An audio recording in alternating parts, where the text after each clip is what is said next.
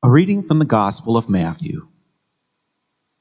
At that time, Jesus exclaimed, "I give praise to you, Father, Lord of heaven and earth.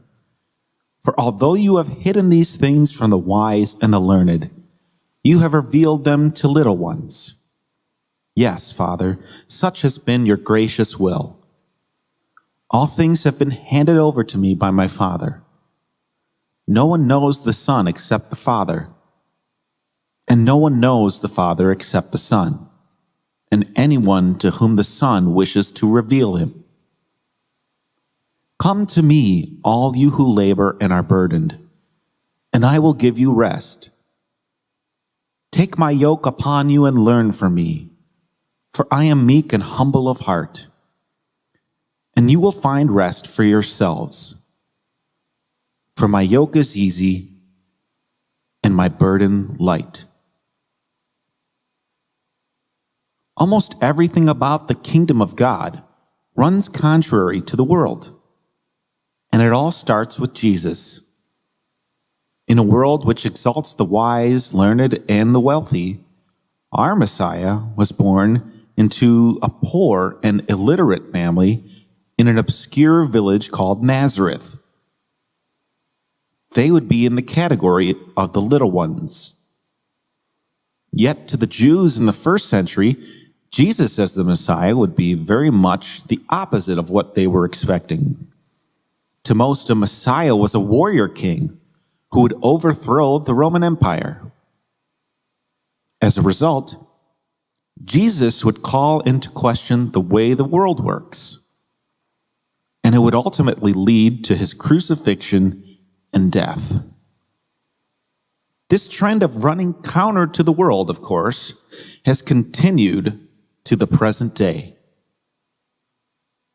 In addition, what Matthew's gospel tells us is that the kingdom of God is deliberately hidden from the wise and learned, so it could be revealed to the little ones. And before it is revealed to us, the little ones, it is handed down from God to Jesus. So anyone who wishes to know God must first be revealed to us from Jesus himself. In other words, the truth does not come from the rich, wise, learned, and the powerful. It comes from Jesus, the poor and uneducated Jewish peasant who did not have any level of importance in the world. What makes this so important is knowing that any injustice we experience was also experienced by Jesus over 2,000 years ago. Moreover, where other people might find God as being far away and unapproachable, for us, experiencing the divine through Jesus makes God much more relatable and approachable.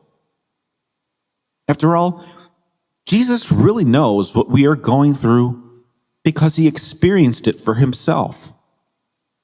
As a result, it's much easier to put our trust in God through Jesus. And that is what this gospel tells us in the last section. All who labor and are burdened should come to Jesus, and he will give us rest.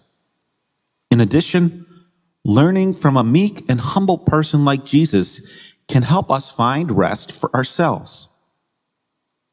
Whether Jesus gives us rest on his own or through us following his example, our burdens are lighter than if we went through it by ourselves. Jesus is ultimately our greatest spiritual director, and we can turn to him whenever we need help.